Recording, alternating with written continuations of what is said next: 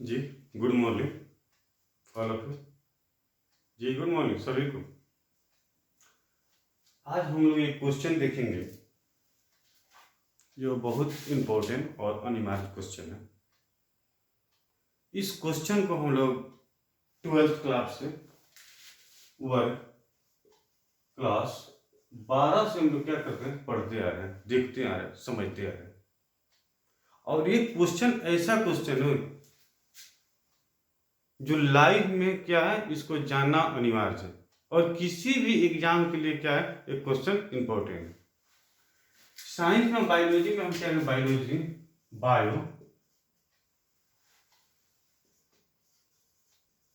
Bio में हम लोग 12th में पढ़ते हैं। क्वेश्चन क्या लिखे, समावेशित शिक्षा में लिंग का निर्धारण किसे कहते हैं। ठीक है, लिंग का निर्धारण किसे कहते हैं और कैसे होता है, इस पर हमको ध्यान देना है। और इसके साथ साथ आप देखिए पेपर 1 CC 6 में भी इसको हमको पढ़ना है। जो बीएड क्या है, फर्स्ट ईयर में, बीएड फर्स्ट ईयर में भी है। ठीक है, लेकिन उसमें क्या है, इस समावेशिक नहीं रहेगा। ठीक है, अब जैसे क्या करेगा, वहां पे डाल देगा कि समाज में लिंग का निर्धारण कैसे होता है। क्वेश्चन समझिए, थोड़ा सा सबसे पहले क्वेश्चन समझिए। किसी भी पेपर में आएगा तो इसका जवाब क्या होगा, एक ही होगा। अब तो इसी जैसे पेपर 1 CC 6 में जेंडर स्कूल सोसाइटी, जिस पेपर का नाम है बीएड फर्स्ट ईयर का, ठीक है, उसमें पूछेगा जैसे समाज के निर्माण में लिंग की भूमिका, समाज के निर्माण में लिंग की भूमिका कैसे होती है, कैसे होती है। ठीक है, थोड़ा ध्यान दीजिए आप लोग। समाज के निर्माण में लिंग की भूमिका कैसे होती है। ठीक है, तो सबसे पहले समझिए कि समाज के निर्माण में स्त्री और पुरुष क्या है, दोनों अनिवार्य है। माने कहने का तात्पर्य नर और मादा दोनों क्या है, अनिवार्य है। क्या बॉय हो गर्ल नहीं है तो समाज का निर्माण हो सकता है, प्रजनन की प्रक्रिया हो सकती है। अब जैसे यहां पे हम देखते हैं कि प्रजनन की प्रक्रिया है, एक के बिना क्या है, एक के अधूरा है। और जहां पे मेल रहे वहां पे फीमेल नहीं रहे तो प्रजनन हो सकती है, बिल्कुल क्या है, असंभव है। ठीक है, तो प्रजनन के लिए क्या है, कुछ क्या है, प्रक्रियाएं हैं, कुछ रूल है। ठीक है, अब प्रजनन की प्रक्रिया और कोई बोले, अब प्रजनन की प्रक्रिया कोई बोले कि केवल क्या होता है, मनुष्य प्राणी में ही होता है, नहीं, प्रजनन की जो प्रक्रिया होगी सभी क्या होती है, सभी जीव जंतु में होती है। अब प्रजनन है, जैसे देखिए प्रजनन सभी प्राणियों में होती है, लेकिन बट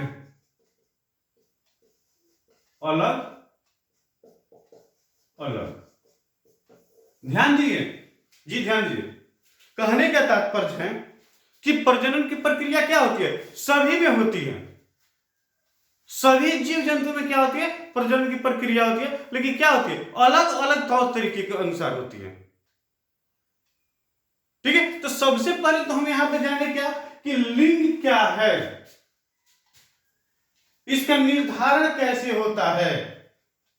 ठीक है, तो इसका परिचय के तौर पे अगर हमको लिखना हो तो हम क्या लिखेंगे, उसके जवाब क्या लिखेंगे।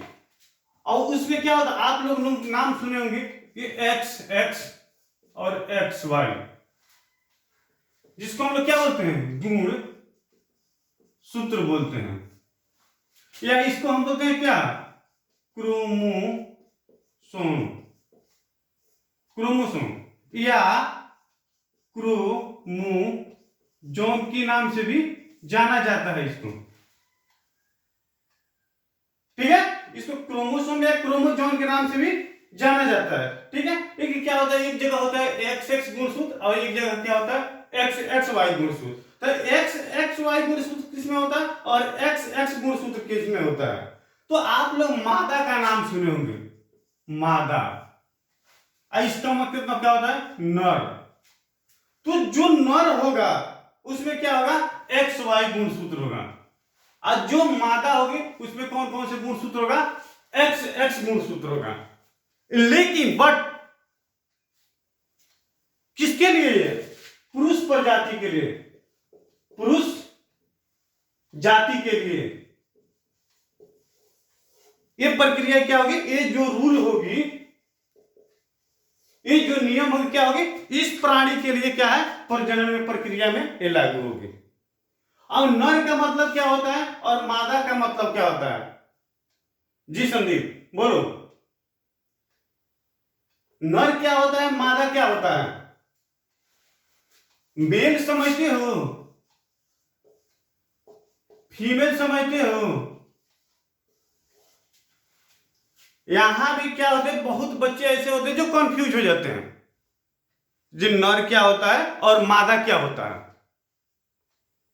नर का मतलब क्या होता है पुरुष प्रजाति, नर का मतलब क्या होता है पुरुष प्रजाति, और मादा का मतलब क्या होता है स्त्री प्रजाति। ठीक है, तो यहां भी नर हो गया क्या पुरुष, मादा क्या हो गई स्त्री। इसको भी विशेष फोकस करने की जरूरत है, इस पर भी थोड़ा आप लोग ध्यान दीजिएगा।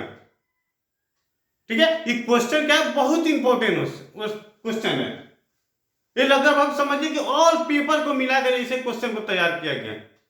अब 12th से लेकर अब जितना हाईएस्ट एजुकेशन तक जाइएगा इसको जानना जरूरी है। लेकिन अक्सर जो मेडिकल के स्टूडेंट होते हैं, ठीक है, वो बच्चे क्या करते हैं इस पे ज्यादा फोकस करते हैं और इसके लिए क्या करते हैं वो ज्यादा तैयार रहते हैं। अब देखिए यहाँ पे जैसे क्या नर, इसमें कौन कौन से गुणसूत्र पाए जाते हैं एक्स वाई गुणसूत्र के। मादा जो है इसमें कौन कौन से गुणसूत्र पाए जाते हैं एक्स एक्स गुणसूत्र रहता है। तो जो नर होता है इसको हम क्या बोलते हैं पुरुष प्रजाति बोलते हैं या मेल बोलते हैं। ठीक है, और इसमें क्या है स्त्री है, इसको हम क्या बोलते हैं मादा बोलते हैं, इसको इंग्लिश में हम लोग फीमेल बोलेंगे। और इसमें कौन कौन से गुणसूत्र पाए जाएंगे एक्स एक्स गुणसूत्र पाए जाएंगे। ठीक है, अब थोड़ा सा समझिए, इसके बाद हम आपको क्या करेंगे इसको हम लिखा रहे हैं या इसको लिख लीजिए, थोड़ा सा लिख लीजिए। चलिए ठीक है, परिचय के तौर पे किसी शिशु जन्म के पूर्व माने या किसी बच्चा के जन्म के पूर्व, चलिए नोट करते चलिए हम लिख ही दे रहे हैं, अच्छा रहेगा बोलने से तो अच्छा रहेगा कि हम आपको क्या करें वो लिख ही दें। किसी शिशु के जन्म से पूर्व, किसी शिशु के जन्म से पूर्व, क्या किसी शिशु के जन्म से पूर्व उसके नर तथा या अथवा मादा होने की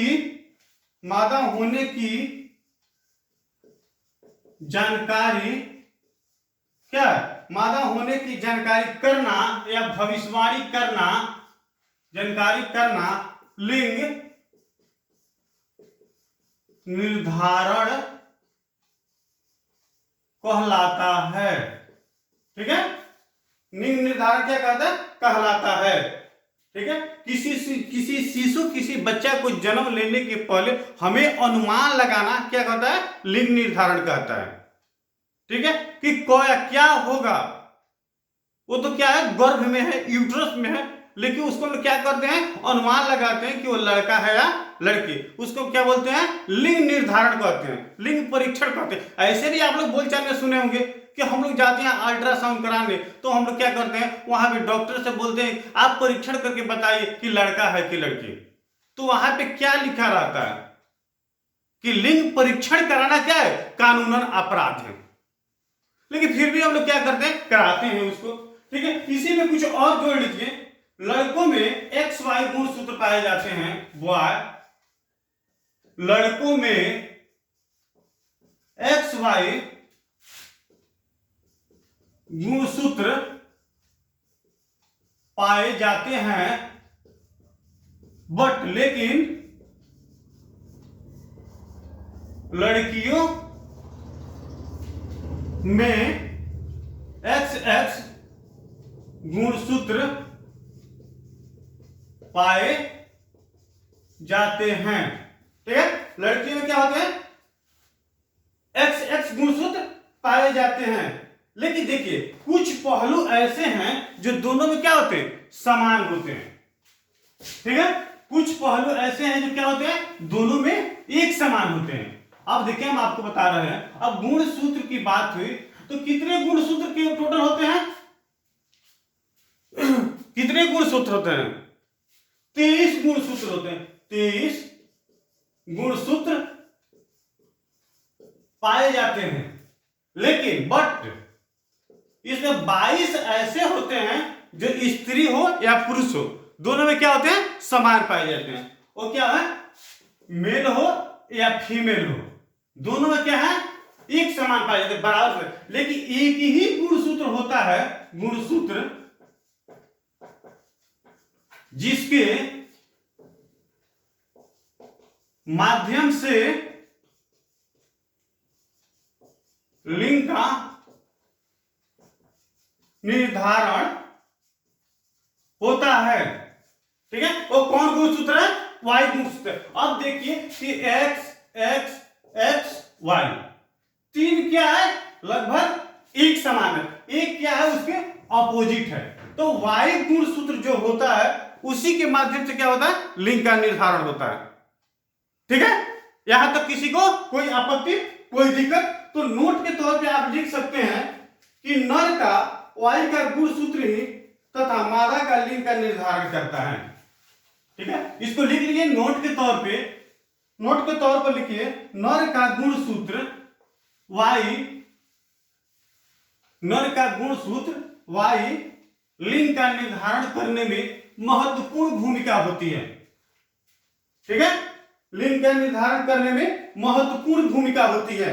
अब जैसे हम लोग देखें यहां पे नर X Y, इसको हम क्या बोले, नर बोले, इसको हम क्या बोले, X X, इसको हम क्या बोले, मादा बोले।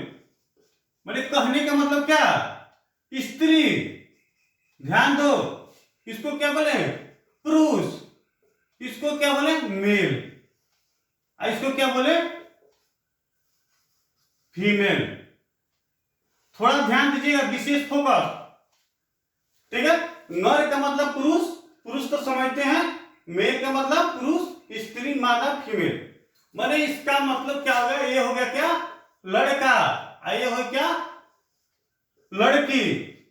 ठीक है, क्या होगा, ये होगा लड़का और ये होगी लड़की। माने कहने का मतलब बॉय, आई क्या हुआ, गर्ल्स। ठीक है, डिटेल, किसी को कोई आपत्ति? ठीक है, अब देखिए, अब यहां पे क्या है, अब इसको हम मानते हैं क्या, क्राइटेरिया। ठीक, अगर जैसे देखते हैं कि X है, यहां पे आ गया, और फिर जो यहां से क्या है, AX हम ले लिए, और दोनों आकर यहां पे क्या हुआ, आपस में टकराएं। ठीक है, तो किस चीज का जन्म होगा, बोलो, जोर से बोलो। ठीक है, जब X X आपस में टकराते हैं तो वहां पे क्या होते हैं, लड़की जन्म लेती है। ठीक है, जब X X गुणसूत्र आपस में टकराते हैं तो क्या होती है, लड़की जन्म लेती है। अब वही फिर देखिए जो आपका Y है, ठीक है, इसमें तो Y है नहीं, है जी, हाँ अनुपमा बोलिए, हाँ नाम बोलो बोलो, ठीक है अनुपमा, शांत रहो जी, बोलो, बहुत अच्छा बहुत अच्छा, प्रिंस, हाँ क्या बोल रहे हो, ठीक है चीन। अब देखिए इसका X यहां पे आया, अब यहां पे हम लोग देखें क्या कि एक में क्या हुआ, यहां पे देखिए कि x आकर क्या हुआ x और x दोनों x आपस में जब टकराते हैं तो क्या होते हैं, लड़के जन्म लेते हैं। अब जब वही उसका y और इसका x आपस में आकर टकराता है तो क्या होता है, यहां पे लड़का का जन्म होता है। ठीक है, तो 23 गुना 2 कितना हुआ 46। तो प्रत्येक में कितने गुणसूत्र पाए जाते हैं, 46 जोड़े, माने 23 जोड़े का मतलब हुआ कितना 46। एक व्यक्ति में कितने गुणसूत्र होते हैं, 23 जोड़े माने 46।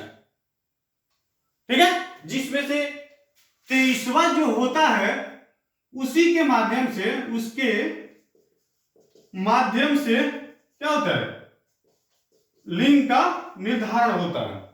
उसके माध्यम से लिंग 22 जो होता है वो सभी में क्या होता है, 22 एक समान होता है, उसमें किसी प्रकार की कोई डिफरेंस नहीं पाई जाती है। ठीक है, चलिए आगे कुछ नोट कीजिए, बोले चलिए बट लेकिन दोनों में 23 जोड़े, बोल देना लिख लीजिए,